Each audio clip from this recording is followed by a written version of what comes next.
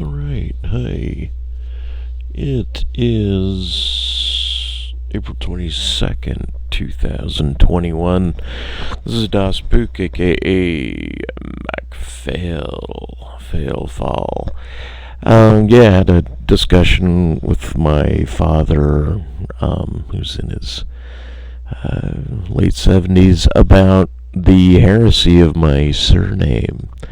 Fail, F-A-H-L, being pronounced fall, F-A-H-L, because people want to call it that, but how the internal workings of our family growing up had conditioned us to say fail, and now certain siblings have capitulated to the social name fall simply because the internet has now introduced us to more people with the same spelling. And even though the German is Fall, as in pale, at least that's how I understand the pronunciation.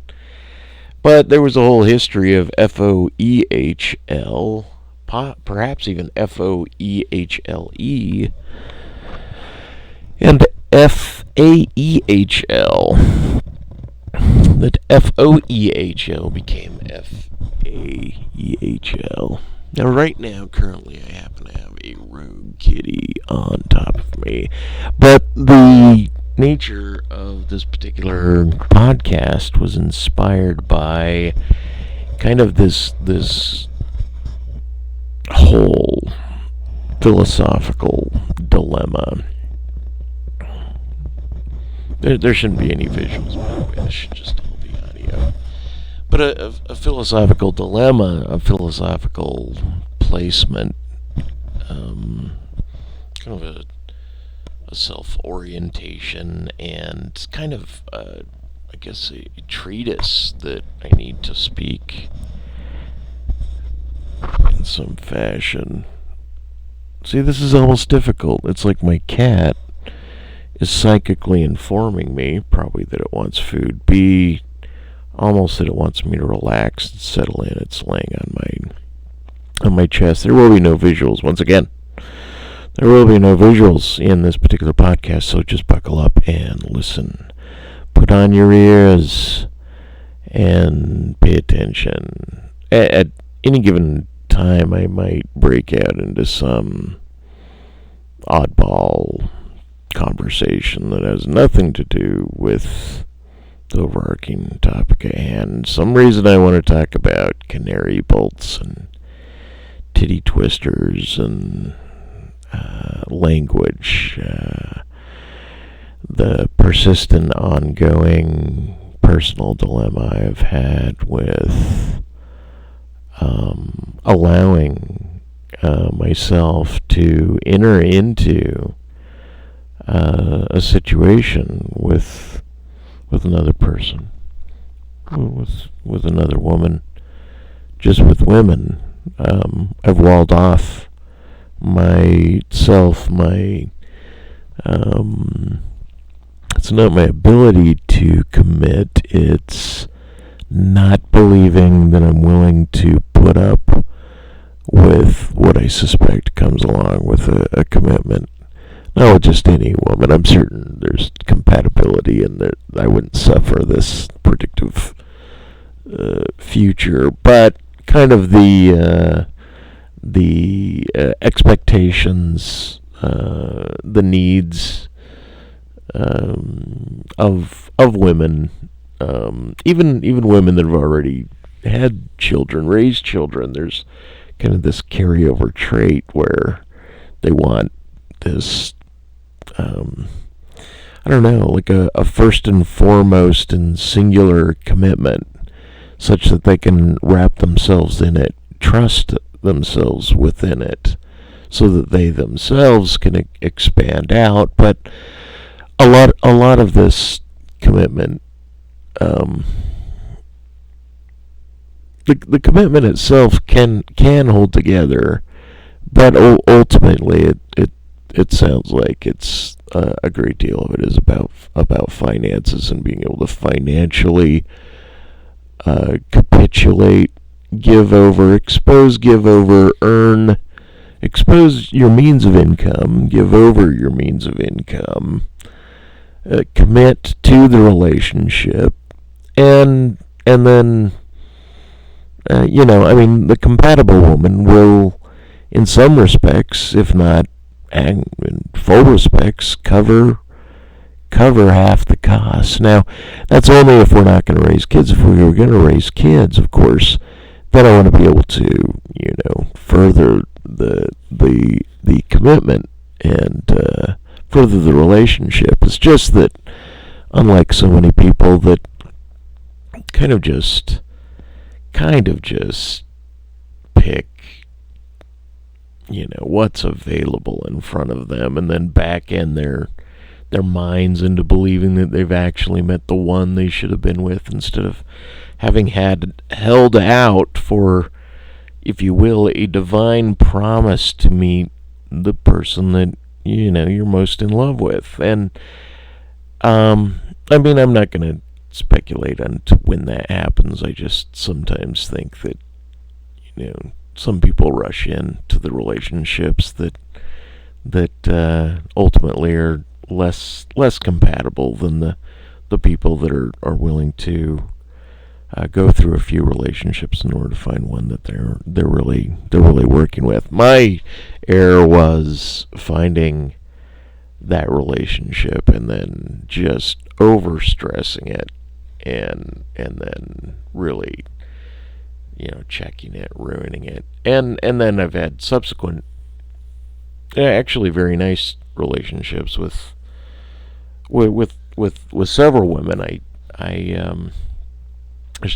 There's kind of that belief any longer that if there is a future one, I'll either have to synthetically manufacture an acceptance field, I'll call it, where even though I don't think I could love the person, I'll accept them strictly for utility's sake of raising kids, having kids, which by itself is its own problem, its own challenge, its own trophy, its own beauty, and its own philosophical quandary. But instead of getting into some anti-natalism offshoot and talking about the counterfactuals of suffering and the virtue and viability of the human race, the uniqueness of our not only species, but the idea of generating another human not only as a genetic receptacle and carrier, but as a name title, as a surname title. Well, what a cheap way to slap a label on a living organism that will presumably live in entropy and age and maybe reproduce, maybe not, and then pass itself, and to speak about the virtue of allowing oneself to surf, reproduce, guide one's offspring in some major fashion, such that they can perpetuate the ongoing life cycle, the cycle of life that has been underscored so nastily as like a forwarding of a meat death camp, a by birth you are death, to in one way examine, overinflate, and denote all pockets of negativity, such as to make all of the consistent, pleasant, phenomenologically ecstatic acceptance of data, the realization of our organic, if you will, robot, our biological robot, and knowing that one's cross pollination with on the other sex in the species such that they have an offspring, is itself it had dawned on me today, just kind of the glory of humans, minus the social stratum that they suffer on. There's as humans, as naively as they walk through time trying to solve a world, trying to figure it out, kind of like a challenge in a game. And as much as homeless people are rot and there's suffering and pain and freezing and harm and violence and all of that, certainly the idea of throwing one's genes into the genetic pool is by itself an honorable chance. Look, at least you have a chance to exist in some future genome, for some sort of z-axis. When I refer to the z-axis, I refer to that as the time axis, right? One's bloodline through time. But as opposed to like the XY axes would be like the contemporary struggles of the organism. In any case, besides going on to that tangent, my bigger concern had come back up again on Discord, in these chat rooms, meeting some younger guys that are, they're patchworking sense and rationality and coherence, a coherent rational framework in which to make sense of the world and fall down and make a claim as to where they exist philosophically in the world. And I find it I find the Western canon to have some disheartening speed bumps or roadblocks that I mean, I myself had spent some time trying to figure out. First recognizing that what it was I had previously believed to be a solid paradigm and relationship with the socio-political, cultural, and reasonable physical world and everything, had some workarounds, some considerations about what language is capable of doing, and by not just language but language as mind. The idea of one's reiterative inner monologue within one's mother tongue, and mixed with any sound effects or internal subjective, visuals or geometries or thoughts, shapes of how they might internalize if you will, a mindscape, kind of like their internal video game, how it is they might simplify or symbolize, have signifieds in relational fields to one another that are themselves used as kind of staking points or things that they readdress or recycle or reuse in their mind. And it brought along this my understanding of certain disjoints in Western philosophy, and where there's this whole complex of reason, right? There's this whole complex about Hume's problem with induction and reasonability itself, right? And although I won't be able to iterate, I'm not looking up right now what the Hume's problem with induction is, but what this idea had come to, right, is it was being compared to Aristotle's, somebody else quoting Aristotle, right? Their argument was impinging upon Hume's problem of induction and the problems with Aristotle, saying something to the effect is, from the senses we come to reason, and that this is like the first indication of induction. And and then the problem, I suppose, with induction, as I was picking this up, actually that's not even the avenue I want to go down, but that there's something like this idea in theology that people can use induction to come to what they believe is the highest apex, the greatest pinnacle of reason, right? This is repackaged several ways. Christopher Michael Langan has a repackaging of kind of the same attempt done by what I think Derrida's project was doing, what I think Wittgenstein's project's doing, what I think a lot of authors that finally grounded out or gave credence to language and grammar analysis as a type of grounding for morality, for reason, for formalization of symbol and semantic and semiotic uses, reduction, to even note musical forms, to note musical patterns.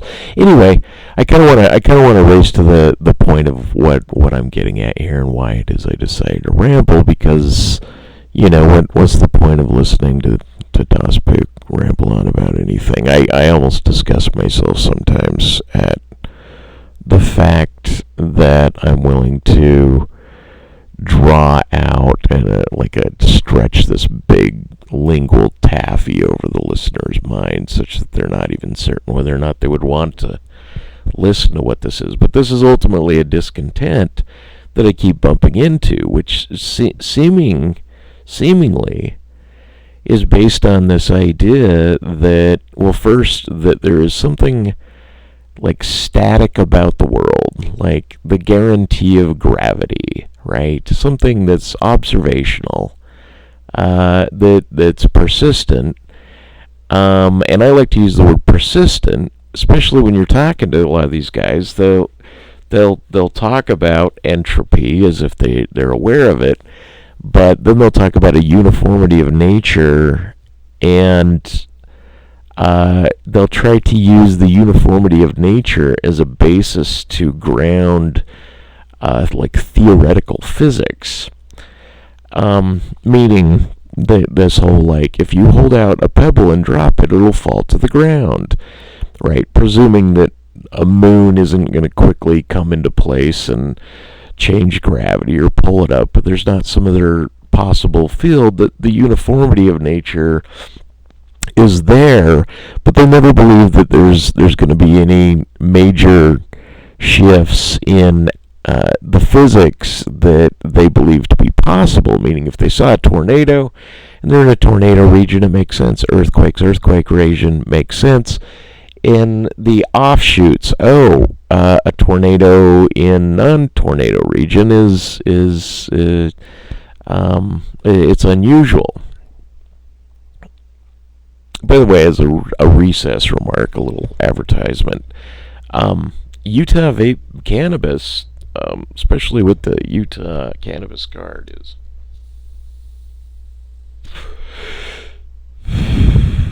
if you will, enlightening, but it's also, it probably is making me a little bit more obtuse. That being said, is my scapegoat for my stretched out taffy language communication thought of the evening. I'll just settle into home regardless, and you guys will just have to deal with this meandering discontent as I attempt to re-rail and get back on point again here. So anyway, so there's kind of this idea going on, right? That one cannot come to abstract ideas, complex ideas, like one's telos, the future end of something, right? One cannot have goals, or one cannot do mathematical functioning without a higher sophistication that mere induction from one's senses cannot account for, right? Now, this is leapt off as kind of a dead end for Hume, meaning, and once again, I'm not reading the wiki of Hume. I'm not even well read with regards to Hume. The actual critique, I believe, is against Kant, and I was referencing Wittgenstein's references to Quine and to Kant, as Wittgenstein has developed in the Tractatus Logos Philosophicus his idea of what is now called a logical positivist movement, but essentially had to do with a one-to-one mapping of syntax and grammar with objects in empirical space that could be referenced, right? And so it was kind of like an object-oriented, primitive, not pre-encoding of 3D spaces. And it was kind of passed off as if language did do that, as if language's function was like a 3D video game, not like that it could later on be formalized and encoded to generate such things as what we might call a video game, a 3D video game space, or a 3D movie space, right? So that language does have this ancillary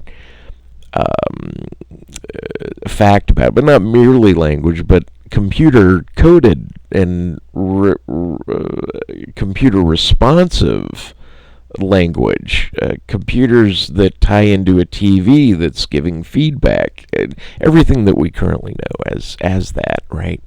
So Wittgenstein, then, he had dropped that project. He kind of put it on the back burner. He, in a way, disclaimed the work because Ashcombe, or some other philosopher, had made an affectation in the language in response, or in Congress. At the same time, they were making a gesture with their hand moving across their chin, right, as such to change what was perceived as a one-to-one relationship with the syntax of the sign and the meaningful content of a verbalized language, such that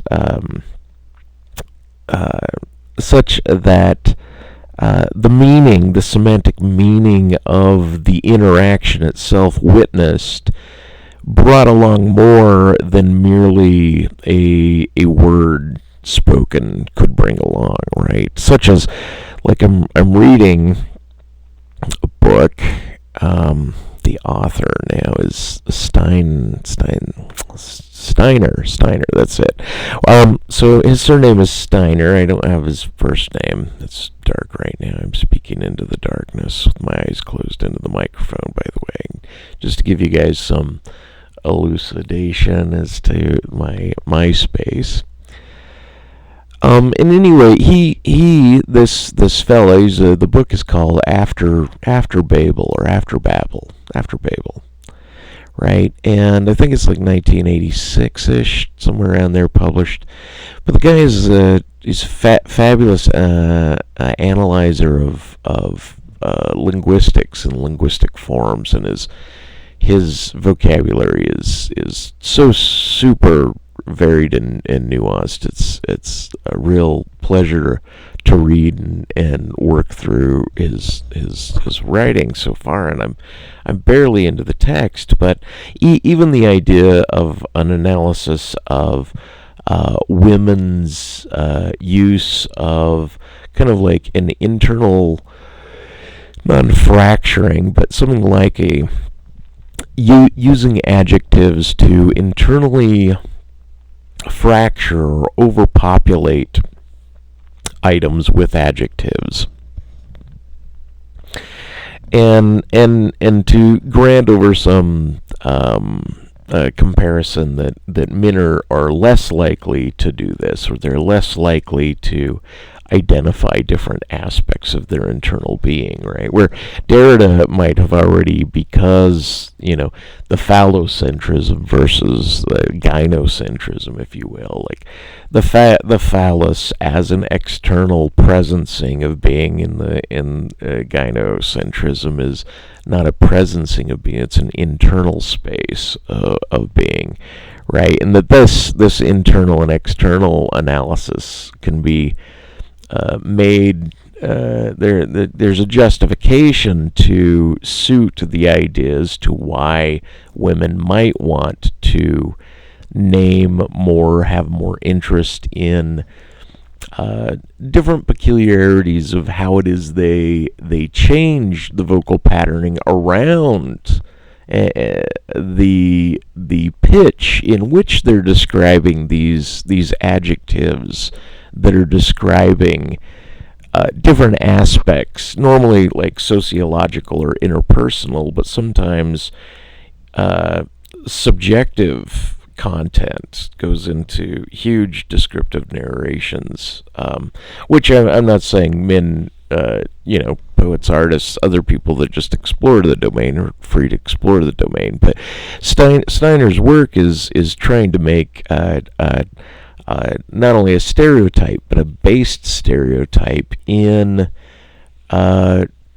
women as I suppose a Western, or perhaps just a global human biological description of or partition between how men and women interact with their native tongue, and yet even that space has to be reduced to the Western philosophic and, in this particular case, English left to right read of the text. And anyway, to pull together my picture here, right? I first need to kind of do what it is I have been doing, but cycle back maybe a couple of times to solidify these layered points as to what's upsetting to witness, which is kind of like this naive push forward of the idea that which is a priori, or that which is deducible, or that which we can call the different functions of abduction, deduction, and induction, right, is already, like, it's presumed out of hand by these young philosophers, as it was with me as a young philosopher in my early 20s, such as to presume, because how else can you think your way out of it? You're so locked in thought that one wants to believe that the a priori deductive field predominates over an inductive approach towards the world, right? And then, but not necessarily, meaning that people can argue this, but when they attempt to reduce their reasoning, their appeal then goes to some form of kind of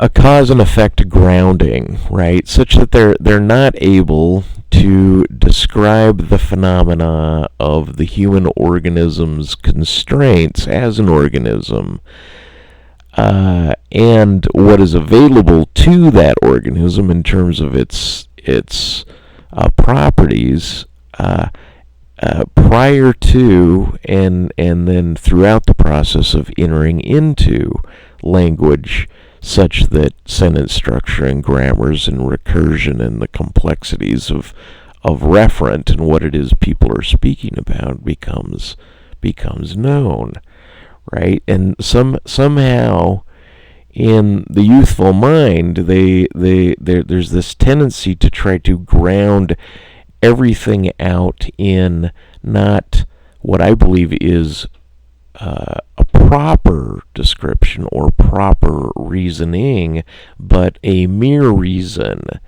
And the mere reason just seems to be like a lot of blockage, like a lot of self-confounding kind of a praxis, right? That then is somehow justified generally by some sort of norm, or some sort of philosophical formalization, like that knowledge is justified true belief, for example. Like, what does it mean to have this justified true belief, right? Then you could scrutinize any of those. What does it mean to be justified? What does it mean to have a belief? And what does it mean to be true, right? And so the idea then, at least what was inspiring once again this conversation, is it seemed to me that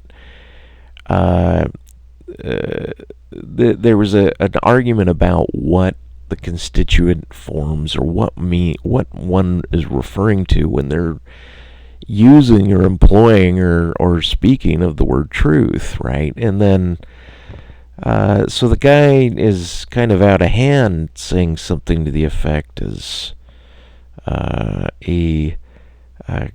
pragmatist theory of truth doesn't have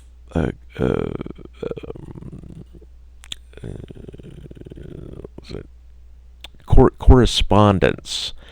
The pragmatism doesn't correspond well, right? And so I think he was trying to say correspondence, but somehow pragmatism, which I described as like a reference to practical reasoning as it relates to objects within an empirical or ostensible landscape, and that pragmatism is a kind of reasoning, like a kind of grounding out into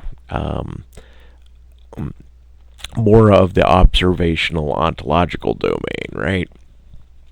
And to me, correspondence isn't like somehow juxtaposed against pragmatism. And I thought, well, I haven't read all of Western philosophy. I'm not even very well read in the what would be considered like the curriculum of a philosophy student, right? I just read whom I read and let those inform one another, and then if I'm inspired to take on some sort of tract of lineage through authors, that happens to the extent that it does, but almost by default of just which current authors am I reading and who are their influences, and then if I get to those influences, I'm able to make the correlations. Otherwise, there seems to be a lot of this like summarized bathroom book or synopsis of Wikipedia, so such that you get some of these guys, I think, are taking a trite and wrong-headed advantage of summarizing authors and trying to piece them together to further argue online. But the way they refer to these authors who they haven't read their text, they just have some, once again, summary of who they are. They're using them, and it seems quite obvious that the tell that they haven't read it is them mentioning that they haven't really read it, but nonetheless they're trying to use some fine point in that author, and so they take an author that maybe they are more well read in, and then they're just utilizing this other author as like a belt buckle to tie together some point, and instead of really working through, if not the author, then their own reasoning on a matter, right? Instead of this, like, treating each author merely instrumentally as a kind of a a module in an erector set in order to build a bridge to where it is they would like to go. Like, in one manner, that's like a noble roadsman, philosopher, rogue, to engineer your own philosophy. I actually think it's probably more of the way I would if I had a child that was very voracious with their reading, I would probably put them to task to read through a certain pile of authors, and I would even try to put them in maybe a possible order. But I would want them to just kind of dive in and then generate their philosophy from what it is they're reading, almost an arbitrary set of texts once again. Because in some way that conjoinment, although wrong-headed, has some sort of like brave utility in it. So the guys that do it are brave, but there's something that is like cheaply bound cement for a mosaic that it seems that they're utilizing people in synopsis form. Anyway.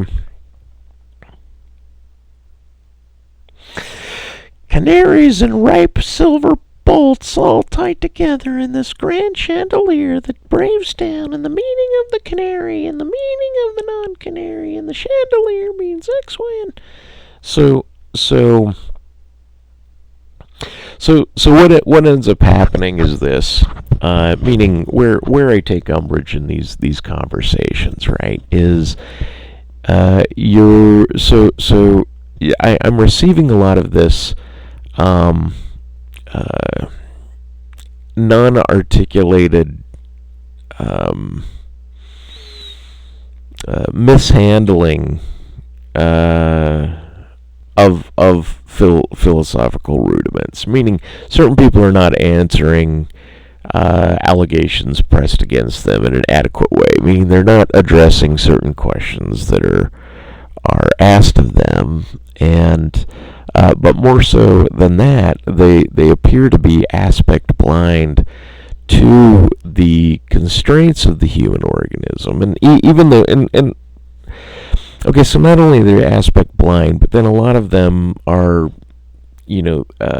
like a dogmatic top-down monotheists that are attempting to conveniently argue some philosophical rudiments and then employ kind of a top-down justification as to almost justify the gaps that they themselves are not able to speak on, right? And so a lot of what happens is I'm busy saying, look, a posteriori, experiential, organismal relationship to their world as an inductive qualia field at first, right? A prelingual human organism, right? A prelingual human organism, one that does not have the speech content, has, maybe not immediately, but you can watch them attempt to maneuver through their object-oriented ontological space, and then there's concurrent with this is a community of language speakers, normally a parent or a nanny or God, I like this other phrase for, wasn't a nanny. What was the phrase? God, now that's just going to upset me that I'm not remembering it right now. If I do remember it, I'll try to bring it up. Okay, so what I have to keep pointing back to is because somehow there's this gap between the belief that the human organism, within its embodied restrictions and freedoms, within its multivariant, multifaceted sensory apparatus field, is not able, in their mind, to come to the idea of cause and effect, and such that it must be a top-down gift from God to give over the concept of cause and effect to a child. And so they say that is an a priori fact, that a human's able to know concepts like cause and effect and ends or telos or any certain abstracts, and that this is all top down, and by top down they almost mean like a gift from God that's just zapped into their mind. And don't get me wrong, I am a theist in that I believe in powers that be that are differently and higher and or greater without necessarily being omni. And some of these powers are definitely invisible, so I grant them like a ghostly or invisible and yet intelligent essence or faculty or personal self-reflection. Right? I'm not excluding a theology. What I'm doing is I'm and when that's laid against me in an argument, it's really upsetting. But what I end up having to keep doing is speaking about the anecdotal examples of how a parent interacts with a child, and how even there's theories on mama and dada throughout most human populations, some sort of mother-to-child tonal pitch difference that is roughly the same degree that the thump-thump of the heart is. The thump-thump is like mama and dada and mama and dada. To which I did a video long years ago that I had a great time doing a video just on this topic. But inevitably, it just appears that there's this oversight, that the fact that you have one eye, you can't close your ear, you can plug it or roll your head over it. You know the differentiations of how you deal with your auditory field, and then you can close one eye and open the other eye, and vice versa, and you have binocular vision. And so there's focuses, and then there's focusing on your hand approaching objects. Your hand moves closer and further from your eye, and both hands and your hands mirror each other, and you have an axial orientation where your head can bend down to your knees, or you bring your knees up to your head in certain postures and positions of the body. And so the comparison of the left hand mirroring the right hand in what you would say is like normal human parts, right? 10 fingers, 10 toes. So I'm talking about those normally, but even in disfigured humans, it's not the general differences amongst the senses and the different parallels and combinations and mirrors of the human body are informative in embodied metaphors to most of the basic rudiments of logic and language, and what comes before something and what is like something or equal to something, and that the idea of identicals, that your left hand is in one respect referred to as identical to your other hand, right? Like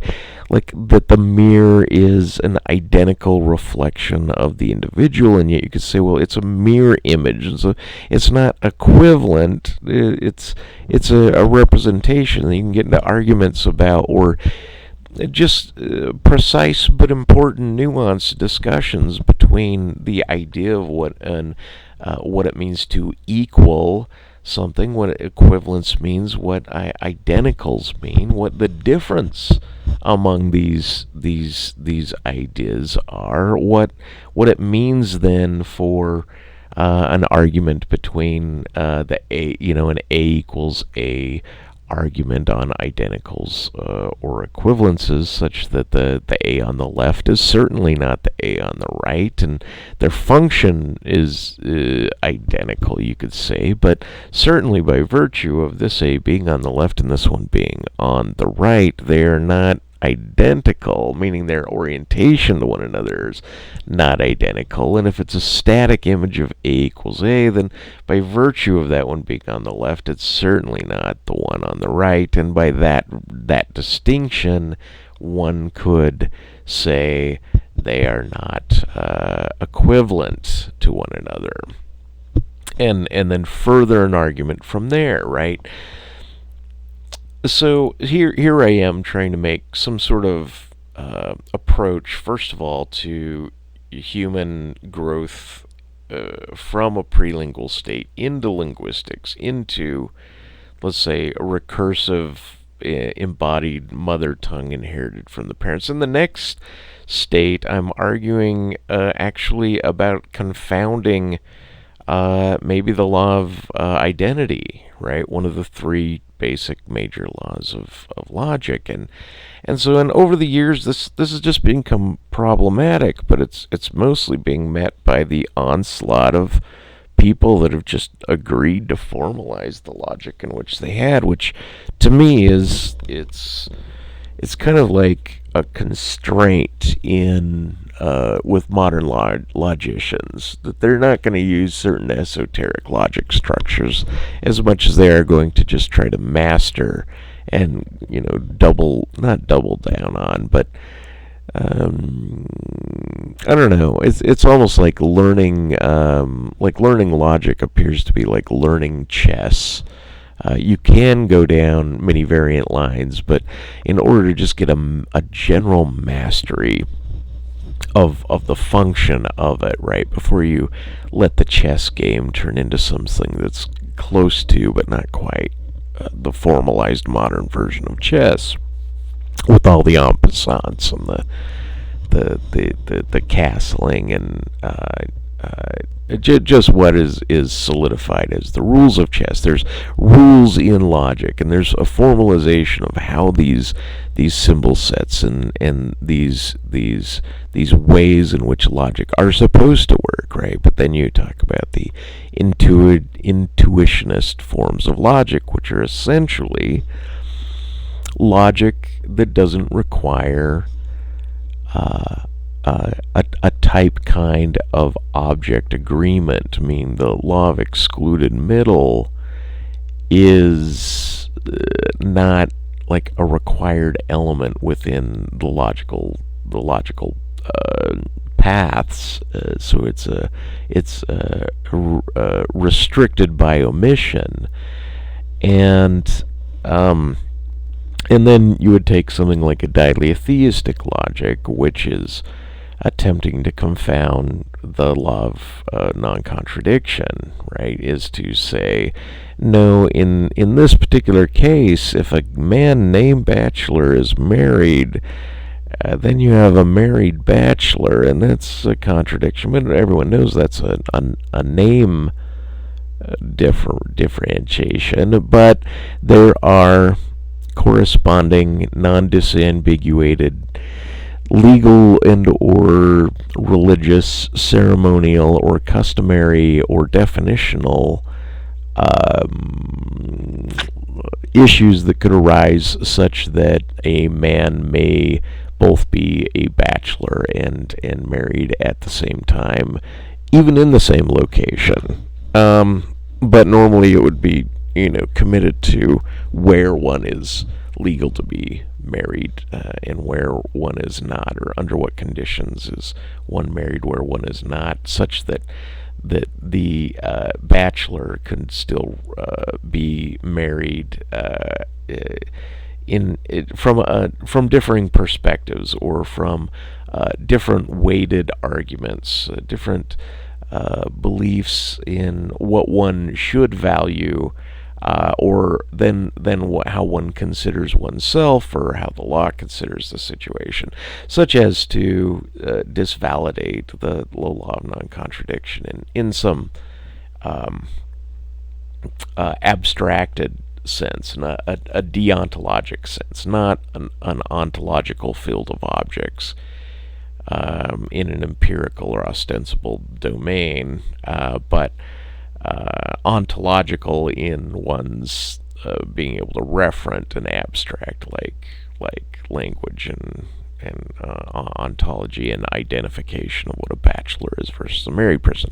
So once again, we can kind of confound. So there's logics that exclude the law of excluded middle, that are intuitionist logics. There's dialetheism that toy with the laws of non-contradiction. There's arguments of equivalence and identity and formatting and fonts and relationships around not only functionality of text, but how text groups, how syntax is supposed to be read, is presumed to be read, the formalization, such that the law of identity is in some manner threatened, right? And so the further discontent that I've been bumping into, so over the last several years, it's just upsetting, and it's got a following now, but it's this whole, it's an isomorphism between the laws of logic and God, as if God, and this is normally, as far as I can tell, is argued by some sort of odd neo-fundamental group of theists that are trying to say that they start with the idea of, do you know where the laws of logic come from? And then they'll list the law of identity, non-contradiction, law of exclusion. They say, well, they come from God. They're a part of God. They couldn't be here if there wasn't a God. Sir, do you use any of these things, these laws of logic? Right? So out of fiat, there's this isomorphism that says that these basic laws of logic are one-to-one with God, and then some of them will even attempt to evidence it with there, but it's presumed to come along with, God is all things good, and logic is good, because logic is the medium in which we can reason about all sorts of things, and therefore it must all be bundled in the goodness and gracious and the non-lying, therefore logically positive God, right? That God is a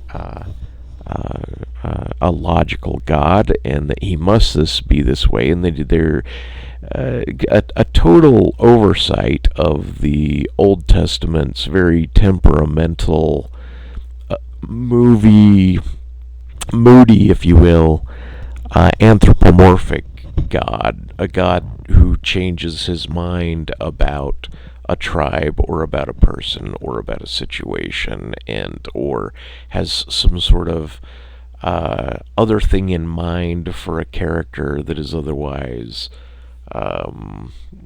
abiding by God's law, in like Job's case, or asking, I think it was Abraham to kill his son or kill Isaac, and just these other aspects of the Bible that are not just in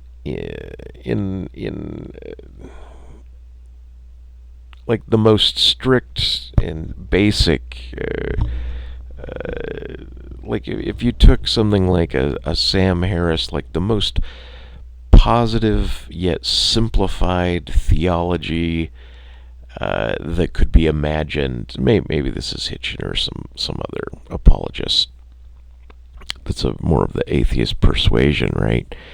That's a metaphysical naturalist that's not about shitting on logic, but more or less to say, if you stripped away all of the moody temperaments and you just worked with merely a logical God that had an ethic towards goodness and all-knowingness and all-powerfulness and some of these attributes that are, I guess, weaved into the fabric of Christendom, then I could see this reapplication of this granding over God, this modern like these quote unquote laws of logic in their formal triad, I think is basically, and the entailments of what they are is, I think, is basically, maybe in principle it's a few thousand years old or a couple thousand years old, as a concept, as a human capability. I'll say that there's remnants of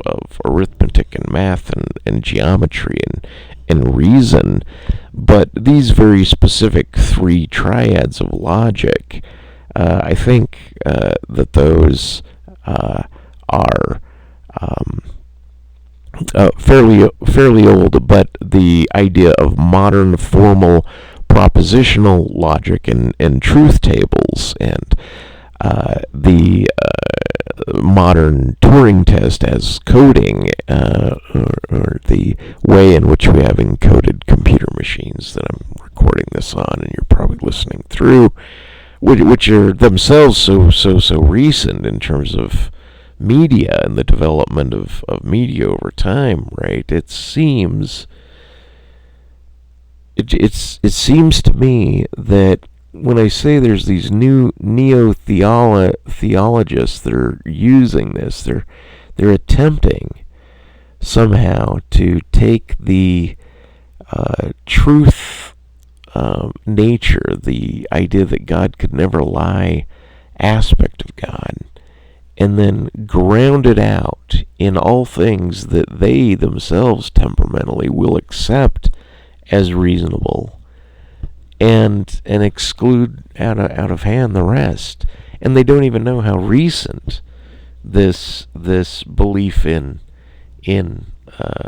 these logical rudiments, these formalized logical rudiments and truth tables actually are. And so there's this error in trying to project backwards on the z-axis of time, if you will, that all of Christendom or all of theology somehow is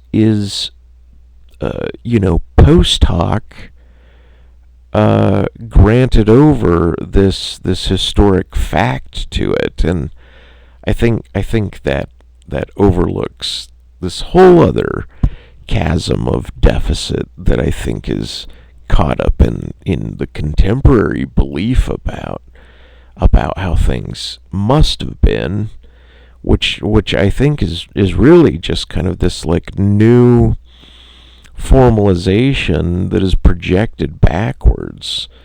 And I think probably every generation and every person that thinks probably goes through some sort of this idea of like, well, how did they do it back then? Or, like, well, before history, someone invented the wheel. Like, the wheel is a prehistory tool that must have been invented, right? Like, how could anyone imagine a population that didn't have a wheel, right? And it's kind of that same thing, like, God, could you imagine a population that didn't have the internet? Go back 20 years. Do you imagine a population that didn't have cable TV, and go back 10, 15 years prior? Do you imagine a people that didn't have a phone wired in their house? When, remote, or then a phone that you could walk 10 feet from the wall. It was a remote phone. And before that, you had, some microwave ovens and a space shuttle and a little bit of some rocketeering getting off the planet. But before then, it was the TV, then a black and white TV, and then you get some movies, and then you get the radio, and then you get some wires, just generally like Morse code going through wires. What is that? Late 1700s ish, right? Somewhere there. So just a mere 200 years back. Then the printing press,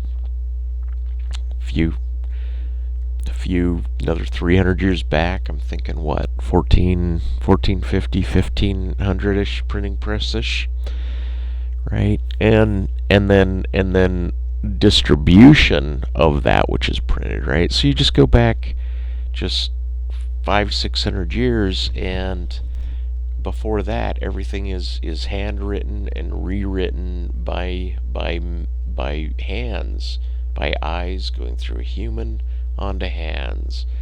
And of the population that was able to do that, that was literate, they were few in number.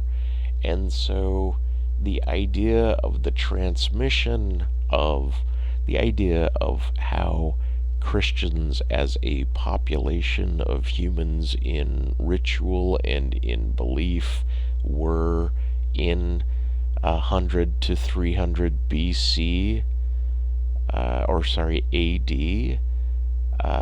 The speculation on what the foundational rudiments were in Christendom, in Catholicism, in Protestantism, in offshoots of that, from the not even the rabbinical Jews had formulated their text so well. It was more of I presumed an intercultural spoken a culture of Jewish people learning how to read, but how to discuss and how to convey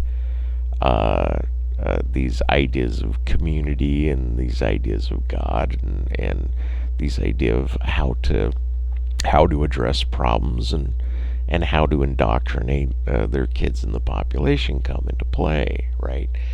And then, but prior to this whole Christendom offshoot, and then the Muslim offshoot, and besides that all came out of the Egyptian pantheon and the rejection in Egypt from Hatshepsut as the first monotheistic god. Prior to that, the idea that the phenomena of the human interaction with the universe wasn't fractured to different deities that were of the same power, right? That were somehow that granted over a hierarchy based on, like, Osiris by day, still, Nut by law, or Ra as the high god,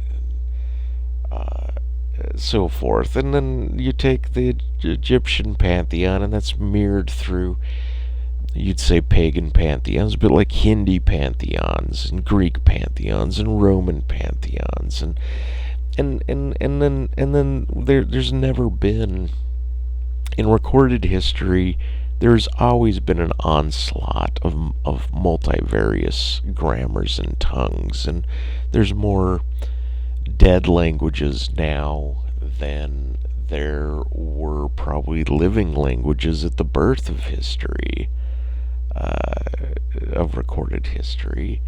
And so we've never not known a multiplicity of tongues, and that Western philosophical Occidental thinking has been manufactured and dealt with through, like the Vulgate of the Italian, the Middle English, the Germanic forms, the Indo-European, what it is we can conceive and believe we can read all the way back to people that believe they have a grip on the idiomatic grammars of hieroglyphs and ancient Sumerian or any of the older writings. But the point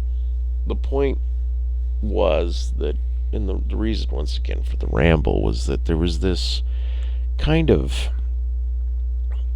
like, it's almost, for me, it's a personal insult that I don't know how to get around, that comes across with these people that are attempting to be like these formalized gatekeepers, and how they believe people must rationalize and maneuver themselves through future time when they're trying to resolve problems, right? Not only just philosophically, like how to comport themselves or interact with people, like philosophically and whatnot, but they actually want to formalize themselves to some of these problems, or what they're going to call problems, in the Western canon that they themselves are they're not willing to see, or they're not well read enough, they're not seasoned enough, and so they themselves get hung up on problems that I believe have already been well worked on, well resolved, and yet there's this huge pushback against how one approaches the phenomenology of their investigation, discoveries, and development in philosophy as it relates back to general the general yield from general universities philosophy departments.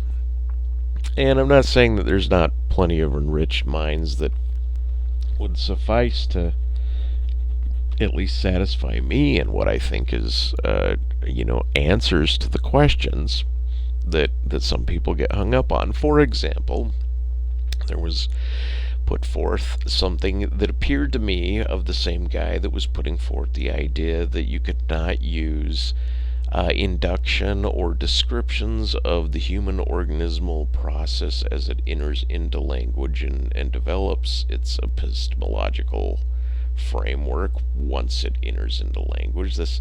They were putting forth something that was constitutive of how I interpret it as Chomsky's universal grammar, and that they weren't aware of Chomsky's light capitulation away from Daniel Everett's discovery of the Pirahã language, and how the Pirahã language, through a lack of proper education or a recursive Indonesian language involvement, that they were omitted certain recursive functionality within the language, and certain rudimentary aspects that we take for granted as primary rudiments in our language, like the ability to teach a kid that you can continue counting indefinitely, just by adding one, or adding any number, set number even, to a previous quantity, where the Pirahã don't have that. The Pirahã are reactive. Their grammar reacts immediately to their empirical environment, such that they don't have statements of, hey, can you go to the river, get water, and then bring it to Joe's shack, right? It would be broken up in, like maybe get water, take Jack, something like that, right? Two direct commands, not one, go there, get this done, and then when that's done, take it there. Their grammar is set up in direct and limited formats compared to most grammars, and not all of them, I'll say, are even Indo-European. Like Chomsky had a real good argument, but all this Daniel Everett did by exposing that Chomsky's notion of a universal grammar set, that he was basically trying to state something more about what the human mind is capable of doing, because it has recursion and has translation.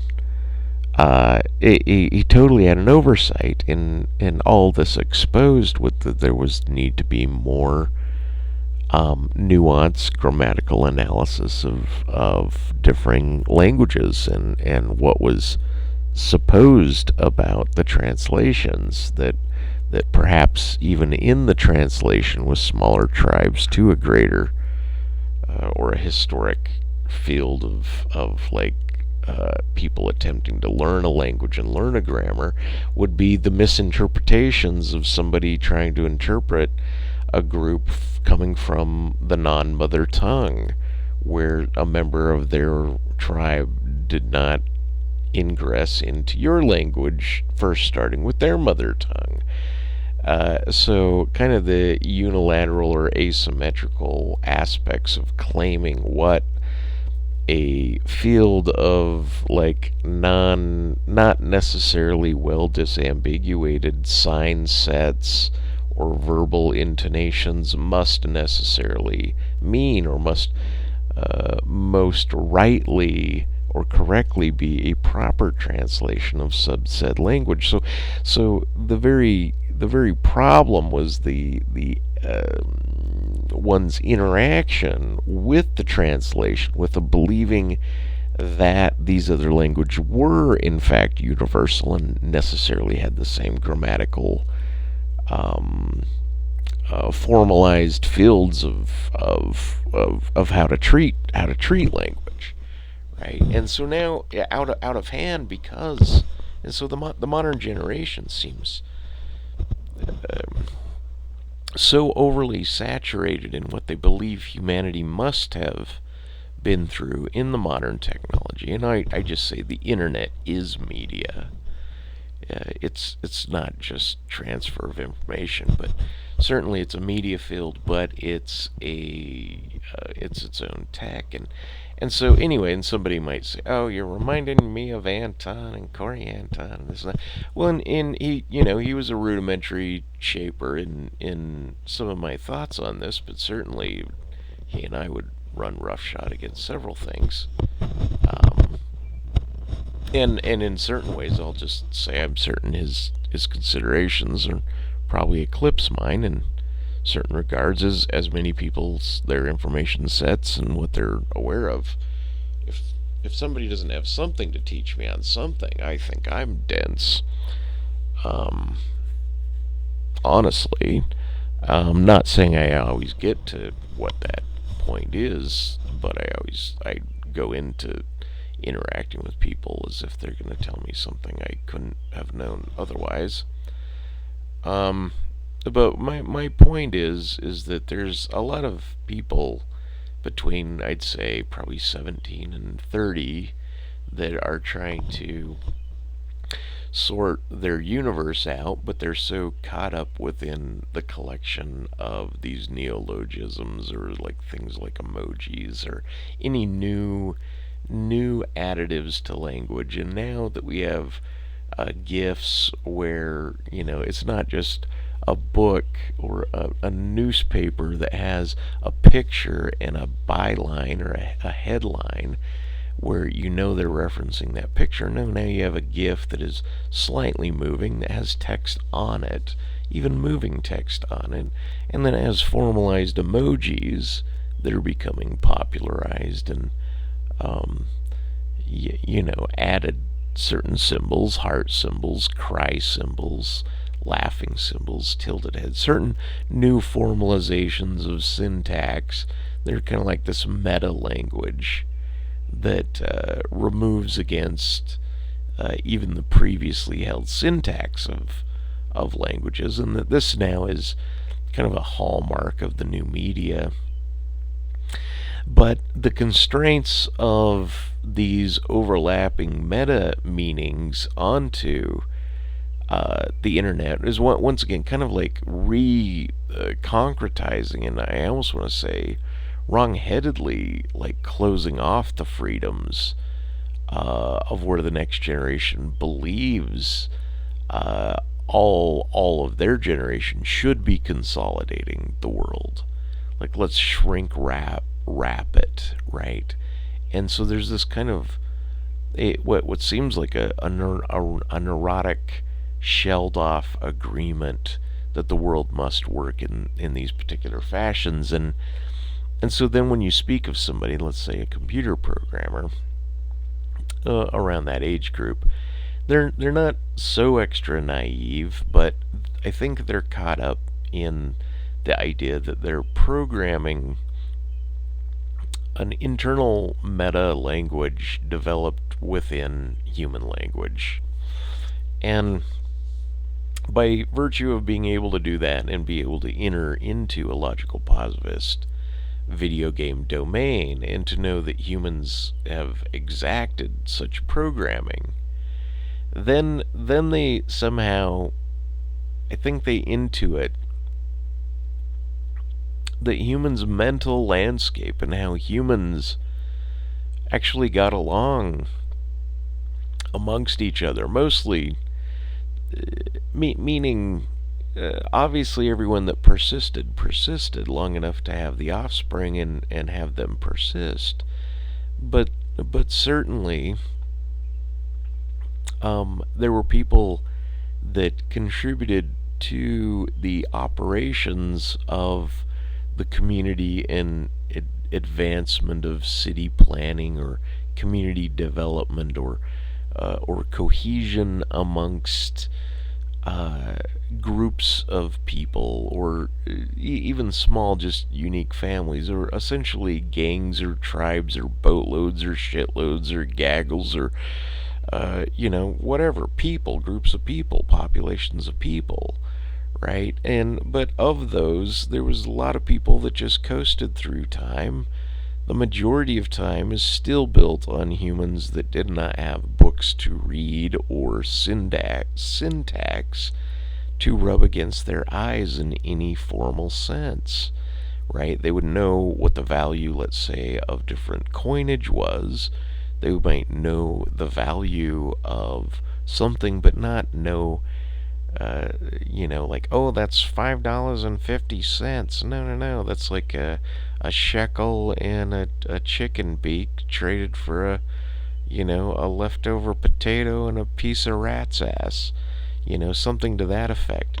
And so what I'm getting at is this: back in the day, the majority of humans, my belief, I think it's demonstrated and probably agreed upon, were not focused on graphics or syntax as it related to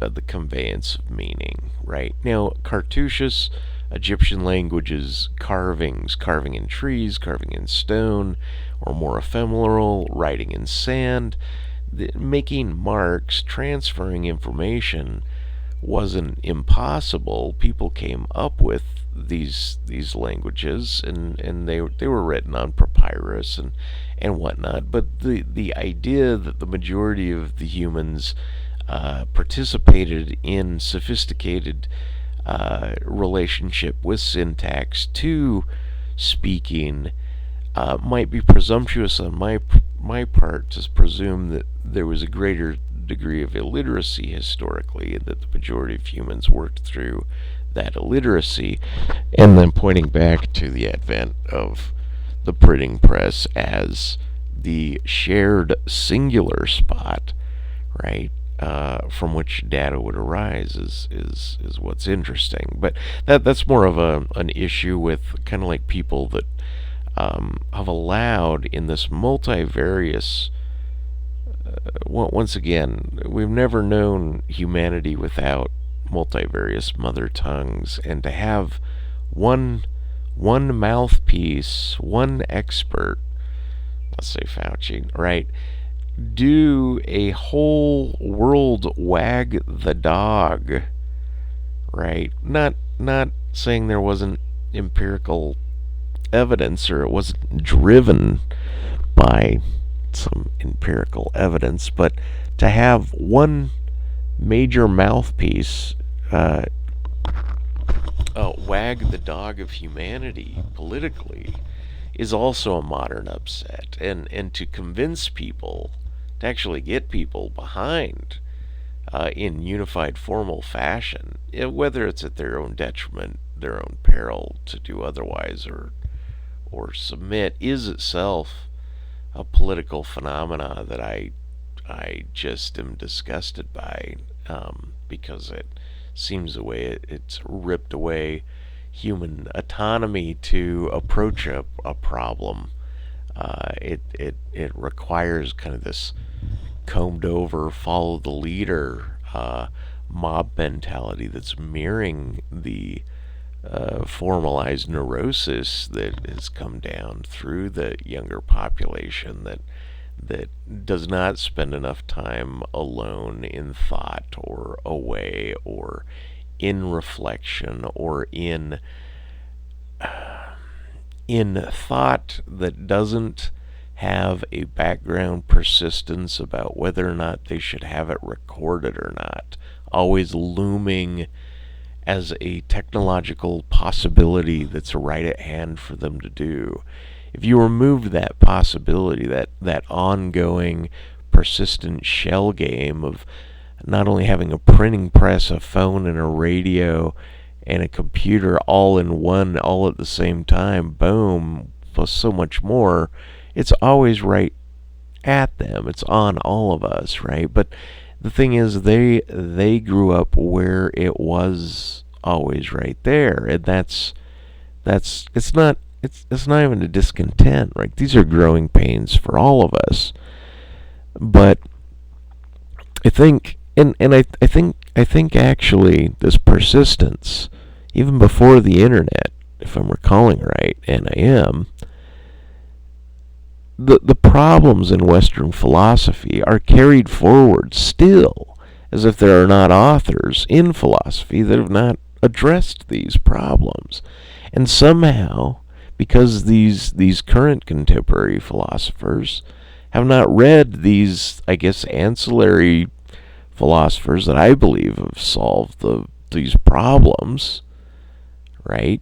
Talking about the a posteriori experiential inductive field of sense data being sufficient and even necessary to further promulgate a proto-entering, tokenized language, if you will, entering into a grammatical mother tongue field that is agreed upon and reiterated and persistent, such that one can then enter in and then go through a graded school system, such that their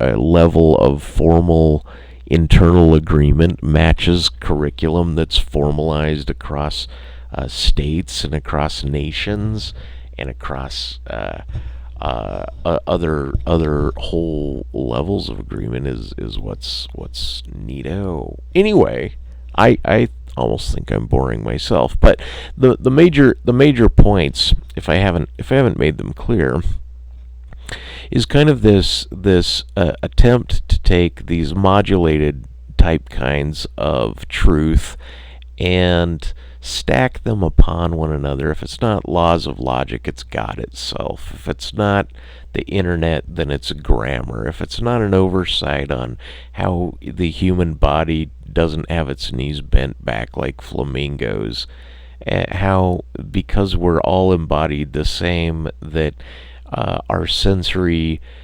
restrictions and yet our mirrored axes and embodied possible like appendages, the fact that we're on a base 10 counting system, maybe preferentially due to the fact that we have 10 digits that we could put right in front of our eyes at any given time, might have just been like, oop, there just happens to be a conventional convenience. No surprise that counting to 10 is accessible for agreement and exchange across differing speaking tribes. Where if you have a House of Babel or New Guinea, where multiple languages are being spoken in a very small population, then people are more fit to make rudiment and primitive, the basic gestures that are agreed upon, or the facial movements or whatnot that are required to just get very basic things done.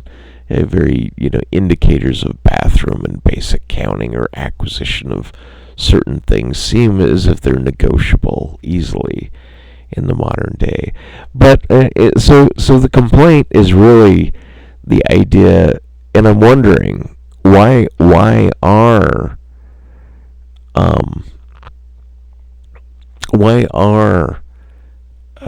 the perceived problems in Western philosophy, not necessarily even contemporary Western philosophy, but now contemporary Western philosophy, why are the old problems that are said to not be resolved, where there's plenty of authors that have resolved said problems or addressed them, being overlooked. Why is this preference for reduced knowledge? Why is parsimony come down to, yeah, you don't have to look into anything. You just Google it, and then you read the wiki, and then you just kind of put it together, and then you giggle, and then you call someone a simp or a dum dum or a whatever the new bow wow a Karen is, or whatever the new pejorative is, and then you giggle some more, and then you get caught up in the next pocket of dialogue about how neato the next video game is before you make some sort of public declaration that's akin to a mirror selfie or a, hi everybody, I'm here and now I gotta go, so it's been really fun and I just want to say bye and get the warmth of the community sufficing to shore up a population of less than sophisticated, economically reactive, and now, if you will, like pandemically top-down dominated fear factor panoctagon, non-rule breaking, dimensionalized, recorded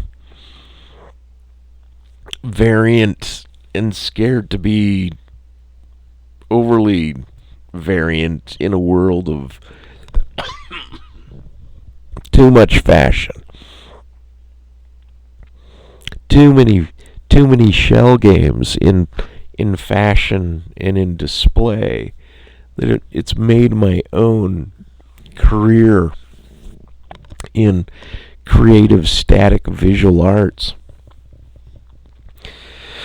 to just be, mashed down by this onslaught of I guess, like, I don't know, I shouldn't shit on it. I can't shit on it. I mean, it's too glory, like, my mind is just blown away by everything that can be accessed on the net, and yet I'm so stripped down and reduced to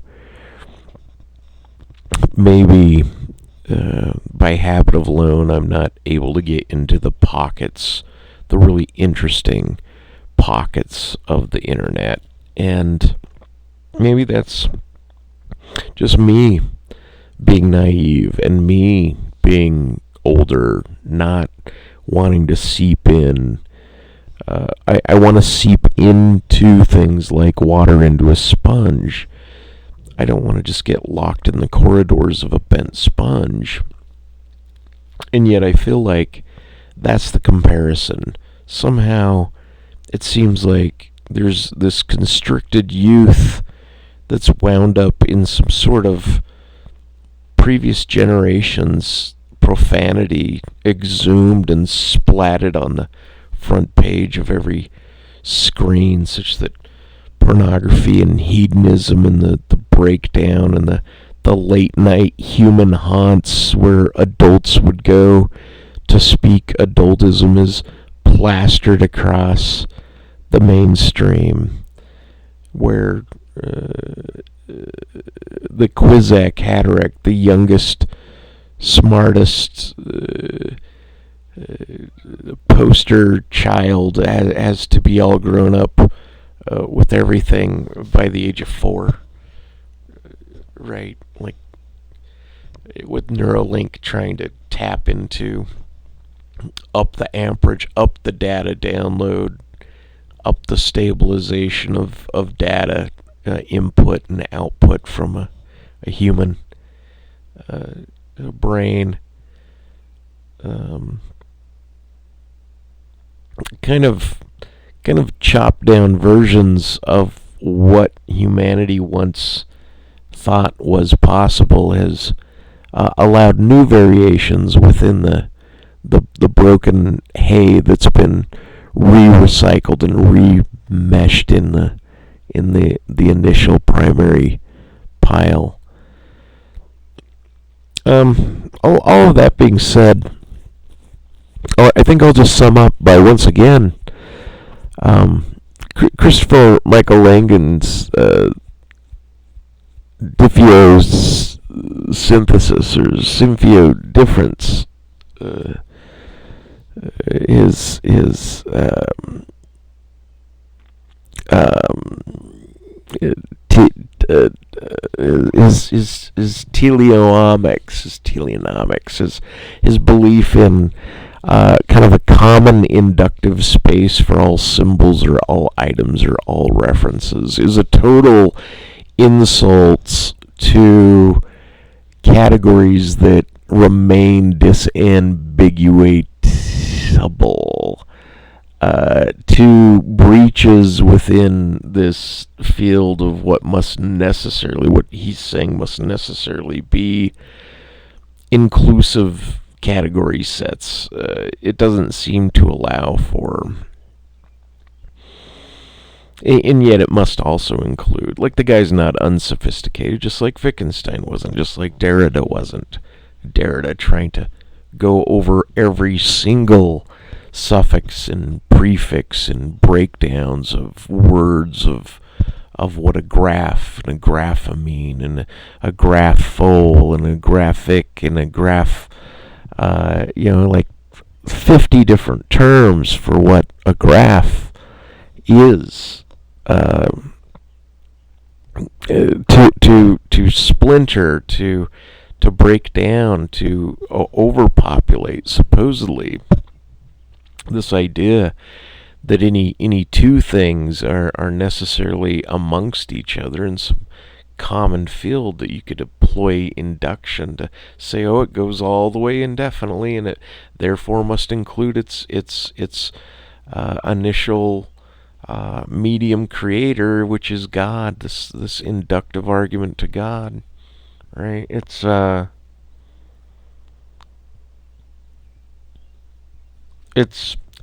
noble in the human inception. And I think Langan, to be honest, I really like his language, but he just kind of, like, he's just kind of using a trope of bonding two words together.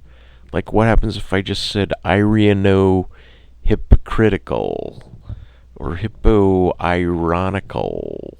Right? This signifio difference field is basically saying the similar different field. Oh, here's these two items that are seemingly different, but they're the same. They're in the same field, or anything. And so this doesn't allow for ex parte items to be referenced appropriately in there, especially if you're talking about this marginal exclusionary set, right? Which is breaks away from this idea of what is considered uniform within this new encapsulated uniform philosophy that Lagan's trying to, like, put forth. I mean, because he registered high on a bunch of these tests and has come up with this philosophy. He's busy, like, interviewing people, going, "Yeah, you got it. Yeah, I think you understand it too." And then you got all these other people trying to magnify him.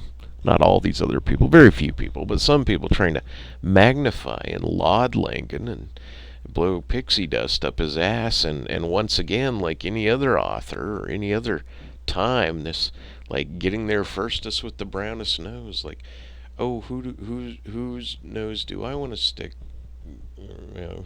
Whose butt do I want to stick my nose up?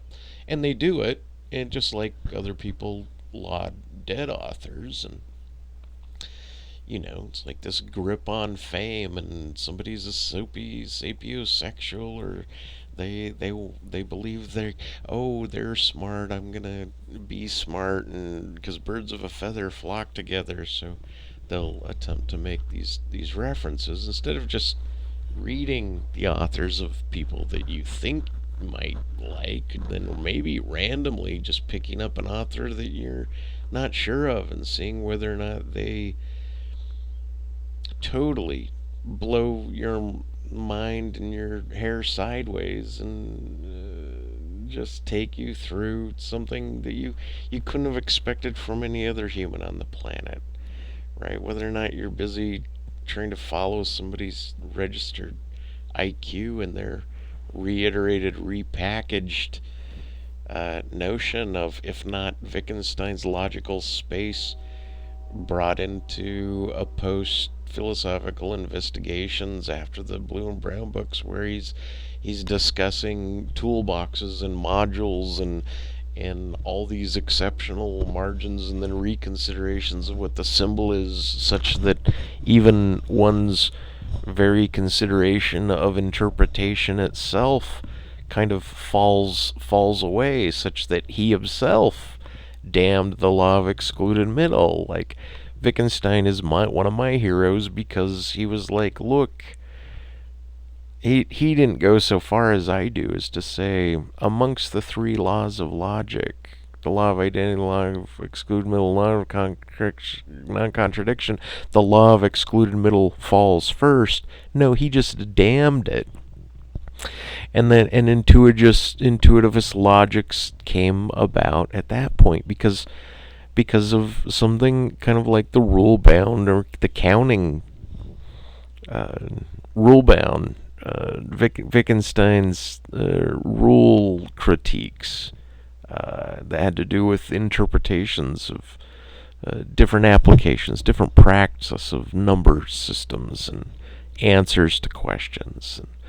That still held a cohesive answer, an understandable possible answer, that were necessarily disjunct and derailed from the formal process, the presumptive process that people were conditioned to, like, tell me the numbers between 6 and 9, right? And some people will include 9 in that answer. They'll include 6 in that number, and other people won't. And then some people will answer, oh, that's easy. It's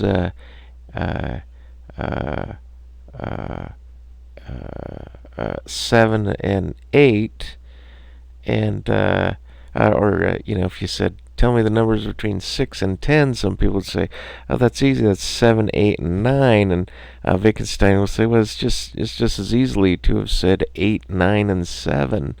It's just, there's this underlying, unspoken, followed formalization that presumes that someone's answer should be ordered from an ascending order of saying 7, 8, 9 instead of 9, 8, 7, or any other variant of 897 or 879, right? And so the kind of like the background grammar that is presumed by the mother tongue speaker that gets caught up in the problems of Western philosophy, right? Now, Wittgenstein was wise enough to see all this. Langen is definitely wise enough to see all this. And Derrida was wise enough to see all this.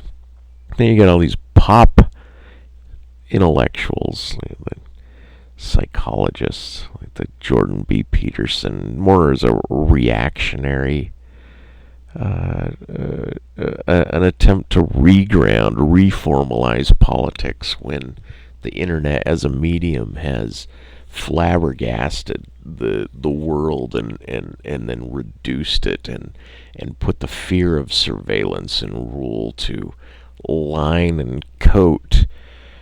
It'd be like if the printing press could register which text you were reading, not just which page you were on, but actually what it was you were reading. I mean, that's what the internet is essentially doing. That's which is converting all of our speech and putting it in God's great eye. We're speaking directly to God when we speak amongst our phones, when we're in front of these cameras. To the Google God, if you will, to the tech God, and possibly to alien intelligent. Maybe there are terrestrial aliens. My theology or my evidence is about more energetic, non-material, but physically intelligent, seemingly not just appendages of a greater intelligent, but I presume a full, unique, independent, yet interdimensional, physical, non-material, intelligent encounters. that are not necessarily terrestrial, but perhaps are able to consume information that passes through router systems or electronics or global database collection locations, such as here in the pretty great state of Hate You or Hat You or Utah. Anyway, okay, so this was dumb, and I appreciate you guys listening. And just to package up the end of it, I'm not really certain why it is that I wanted to make a video this long, just kind of like traipsing words over this idea, where you guys are probably like, I don't even know what you're upset about. I don't know what you're on about. I don't think you've summarized or properly clarified. You've just mentioned these things, and to you people that can't see the layers that I was like each topic is like a pancake stack, right? If you're not able to yield farm in this pancake of whatever my diatribe is, please comment below. Please tell me what it is you believe you picked up and what you believe I was getting at, and if you have any sympathy towards what I was saying and any charity towards me, then feel free to add that. Otherwise, I will once again take it upon myself that I was not succinct in trying to format the end point, or the teleomics, if you will, the economy of my teleology of getting to the end of this particular broadcast without having a knowledge as to what it is that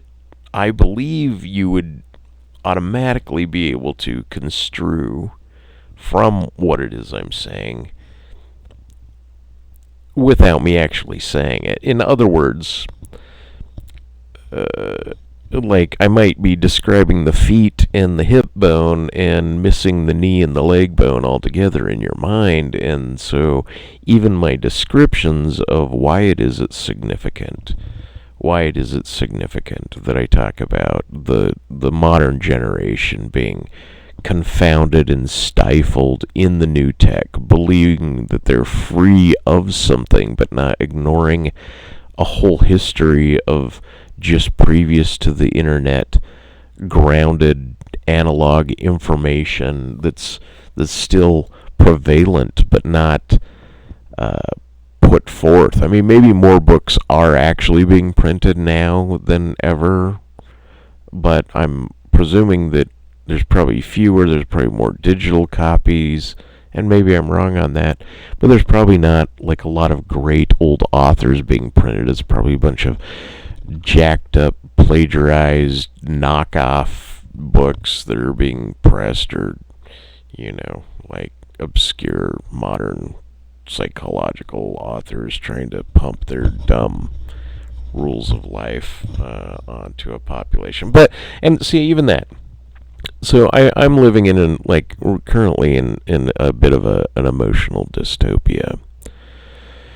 I have an art show in a few days. I'm supposed to hang something tonight. I was supposed to bring 4 pieces. 2 of them are mounted, 2 of them are large, 2 of them are acrylic on canvas that are large mounted. But I was also supposed to get these 2 small oils done, but I couldn't find the frames, and I didn't want to drop $100 per frame, even though they're beautiful paintings and they deserve that. I'm working at marginal costs of profit margins. I'm also on, finally, as of yesterday, I put on a narcotic. It's a generic version of a drug called Belbuca, and it's put on my body in 7-day periods, and this is the first day I've ever had it. And I'm waking up in kind of quite a bit of pain, being pushed back. But part of my dystopia, this just leads totally into my life, has nothing to do with the topic I was guiding at, and I don't even know if I'll get back to it, but this might just be more of a self-report. I've been, smoking vaping cannabis, but I'd spiritually gone through this purification, and I don't want to treat my body as disassociated from the universe or God or anything else, and I want it to be healthy, but I want to properly antagonize my body with, alcohols or nicotines or certain things that are involved both in fashion and temperament and thought and in custom and in certain other things at not to spit in God's face, not in lieu of some sort of God, not in forwarding that which is profane for the sake of profane, but to suggest that my concern is actually a theological salvation and an eschatological concern about the use of any intoxicants, any pain relief, any thing that mitigates or puts me into a comfortable fashion where there's not some sort of like theological recourse that isn't coming from like a laughing Buddha saying, hey, God is a happy God. Why wouldn't God be a happy God, you fool? God laughs, and he's infinitely merciful, and get off your binary high horse and your fear factor about appeasing him. You will be or not be, your bios will either die off to never return, a duplicate might return, some sort of passing into another dimension of some like dualistic spirit state might come about, or some sort of reincarnated state may come about, or some sort of meta loss, a reuptake of data that's re-downloaded in a double blindfold experiment such that this is merely a living digital test, right? Like, all of this mind gook is fine, but not all I know. Like, I don't summarize my life to some pragmatic, empirical, naturalistic, atheistic realm. The realm definitely includes a God, but as far as how I deal with my empirical world, like Russell Brand said, look, because Russell Brand's very woo-woo, but he's like, look, if I'm going to argue something, I want to argue something I can point to, and unfortunately that's an empirical science, and so the point is my world is rich and overly considered, and not at my peril, but at the peril of me at the age that I am finding some woman that I'm compatible with, such that we'd actually want to further our company and expand our biology and have the resources and the land and the willpower and the perseverance and the persistence to not only get the job done and all of its fun, but to cash out and a great inheritance and infinity with Elysion and all the other people on the dark side of the moon that exist forever and ever. Amen. Thank you, God. Please just get us there, God. Oh, yes, please. Prayer to the blah, blah, blah. Anyway, and so I'm on this painkiller, and it's kind of numbed things out. And this is after several weeks of trying to knock the pain back with alcohol, especially if I'm out in public. It's a lot of downtime. Plus, it's springtime, so the cold weather gets warm, then it gets cold again, then it gets warm again. And we're in this oscillatory pattern this year, which seems like, post the pandemic and the slowdown of traffics and airline flights, seems like there was some sort of environmental shift, not just socio-politically, economically, but in the actual atmosphere, and just the atmosphere, like the spring seems longer, it seems like things are wetter, it seems like there's just kind of maybe a different climate due to what seems to be fewer planes, just traveling in general. Okay, well, I sufficiently ran this conversation into nowhere land with, once again, no point, and there's no sense in recapping it. I'm trying to piss on Langan because, he's the biggest guy in the the intelligent part of modern philosophy. So why not go after that guy, because he's partially a knockoff artist and a hack for doing the word bondage, like, first meta meme to hit you with in the title, such that you're forced to look at similarities and dissimilarities in common, and vice versa, and that's the overarching ground or realm in which he's going to interpret the remainder of his philosophy on the matter. And it would be interesting to see if he could actually develop another philosophy that was seemingly off topic to this one, that would be like a sub-module or an ex parte module or something exceptional to his own work. But and I think this is the beauty of it, is that it kind of sits well in and of itself that way. But then it was more of a critique on my discontent about youthful philosophers and the push forward maintenance of the of the Western canon's considerable problems. Oh, these are such chin scratchers that there's no way to relook at them or reconsider them, and if there was, there's no utility in it. Because then everyone's worried about utility and pragmatic means of getting through life, and which is really ironic, because most pragmatists don't have to. They're less. And maybe I'm wrong. I'm stupid in saying. I don't want to make that presumption. I was gonna say, seems like most pragmatists are armchair philosophers that don't so much have to work a day-to-day job. And I myself have been gifted a great deal of downtime away from the workforce, and I've also been gifted the neurotic, alone, solo lifestyle, like certain other people that have developed their philosophies over time online because they have too much time on their hands. And so there's good and bad that come with not having to spend one's time working a day, or attending towards offspring, or certain other things that allow certain depths of authors that underscore other people that take on more day-to-day responsibility and are left with summarizations of philosophers. And that's not to downplay how quickly they're able to apprehend information and integrate it into their mind, which is actually a beautiful fact about certain people that are admirable. And just I do want to compliment the modern tech for chat rooms. And as much as there's political hate on YouTube and censorship of big platforms, and the control and the legal structure around it, and even the threat of having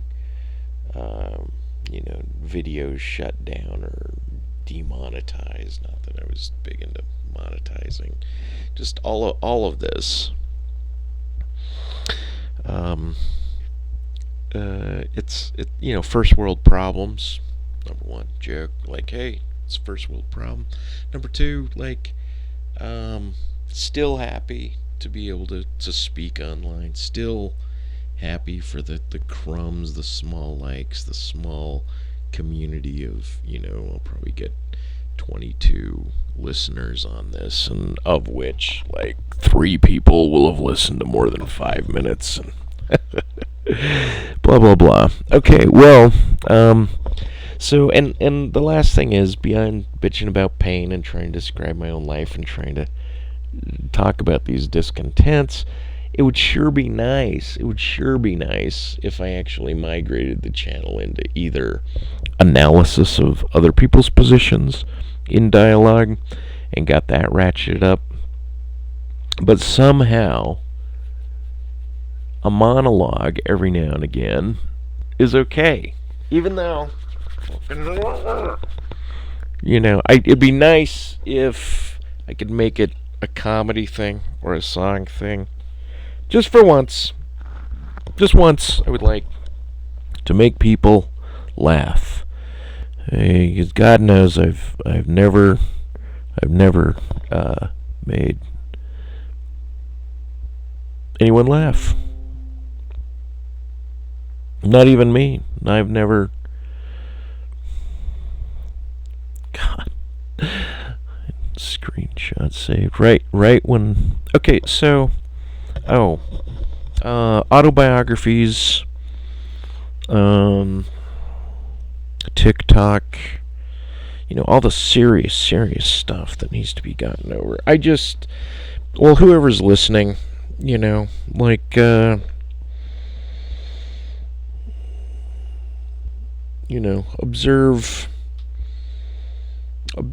observe, like, if you're discontented, try to fixate on something outside of you. Well, getting something done, being productive internally, but focused on something beyond you. And if you're happy and you're listening to this, then hopefully I've given some sort of, dumbed down feedback that is maybe maybe you'll be able to take it on your day or into your sleep, and you'll think, what? That wasn't so bad. Listen to that there dumb shit online. I think I'll, subscribe to his channel. Or, better yet, I don't think he's going to get any better than this. I'll unsubscribe to his channel. Okay, bye.